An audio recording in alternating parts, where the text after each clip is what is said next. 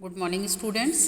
आज हम पढ़ेंगे चार्टर्ड अकाउंटेंट एक्ट 1949 के अंतर्गत कंपनी अंकेशक के क्या क्या कर्तव्य होने चाहिए।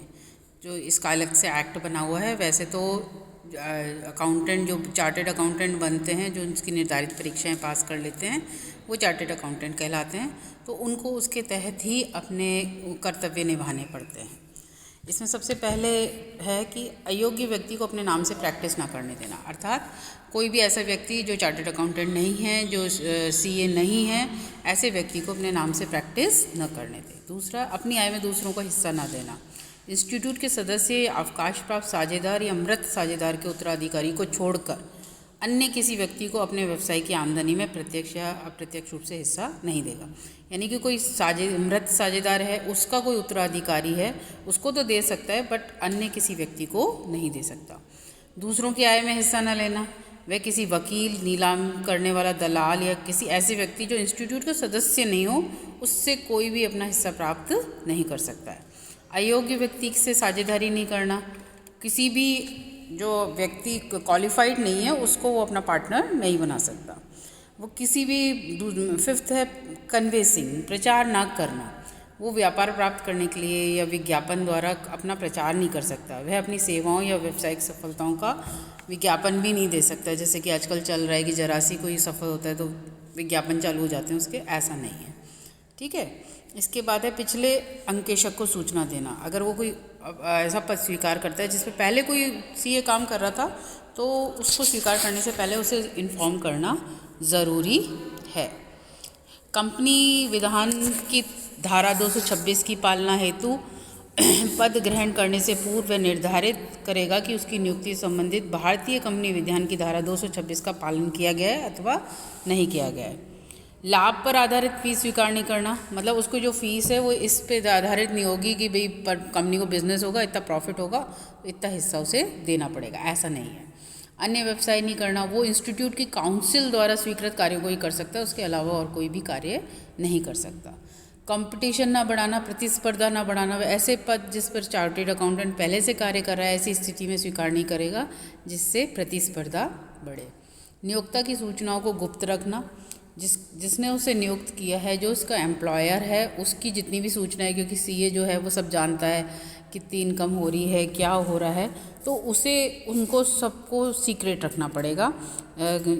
और जब तक कि उसे किसी कानून के अंतर्गत इन्हें प्रकट ना करना पड़े। कोई इंक्वायरी आती है, कोई केस चलता है, कोई पुलिस इंक्वायरी होती है, तब तो उसे करना ही पड़ेगा प्रकट। अदरवाइज़ वो किसी के सामने इसको प्रकट नहीं कर सकता। बिना जांच के प्रमाण पत्र नहीं दे सकता है। किसी का फाइनेंशियल स्टेटमेंट चेक किए बिना उसका प्रमाण पत्र नहीं दे सकता है। मटेरियल फैक्ट को प्रकट करना। फाइनेंशियल स्टेटमेंट की जांच के समय उससे ऐसा कोई तथ्य नज़र आता है जिसको प्रकट करना किसी भी प्रभाव, मिसलीडिंग इम्प्रेशन को दूर करने के लिए आवश्यक है, तो वह प्रकट करेगा। सारभूत मिथ्या कथन को सूचना देना। यदि उसे जांच के समय आर्थिक विवरण में कोई सारभूत मटेरियल मिस स्टेटमेंट नज़र आ रहा है, तो वो अपनी रिपोर्ट में इसका उल्लेख ज़रूर से करेगा। ठीक है। इसके बाद यदि लापरवाह ना होना, ये तो ऐसी ही बात है, बस लापरवाह तो किसी भी काम में हम हो नहीं सकते हैं। इसके अलावा नियोक्ता के धन को अलग रखना। वह नियोक्ता के धन को अलग बैंकों में अलग खाते में रखेगा। यदि किसी कार्य के लिए प्रयोग करेगा तो वह धन दिया गया था। यदि कोई चार्टर्ड अकाउंटेंट इन कर्तव्यों का पालन नहीं करता है तो वह व्यावसायिक दुराचरण का दोषी पाया जाता है। जब हम प्रोफेशन की बात करते हैं तो हमें सारे के सारे प्रोफेशन एथिक्स निभाने पड़ते हैं। इसी प्रकार सीए जो है एक प्रोफेशन है, जैसे डॉक्टर को निभाना पड़ता है, वकील को या और किसी अन्य प्रोफेशनल को निभाना पड़ता है, ऐसे ही चार्टर्ड अकाउंटेंट को अपने ये सारे कर्तव्य चार्टर्ड अकाउंटेंट एक्ट 1949 के तहत निर्वाह करने पड़ते हैं। ठीक है। और बहुत सारे क्या है कि न्यायालयों में बहुत सारे निर्णय हुए हैं जिसके अंतर्गत अंकेशक के कर्तव्य डिसाइड किए गए हैं। इसे हम नेक्स्ट लेवल पे पढ़ेंगे। ओके।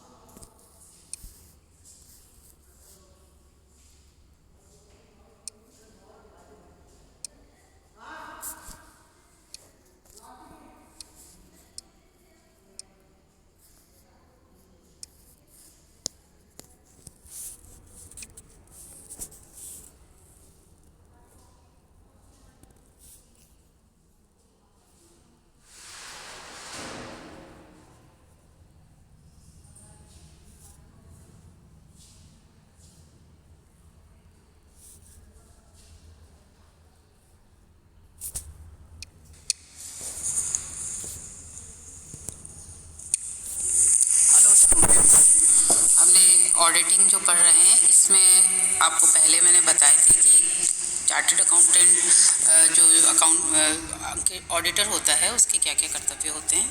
आज हम पढ़ेंगे चार्टर्ड अकाउंटेंट एक्ट 1949 के अंतर्गत कंपनी अंकेश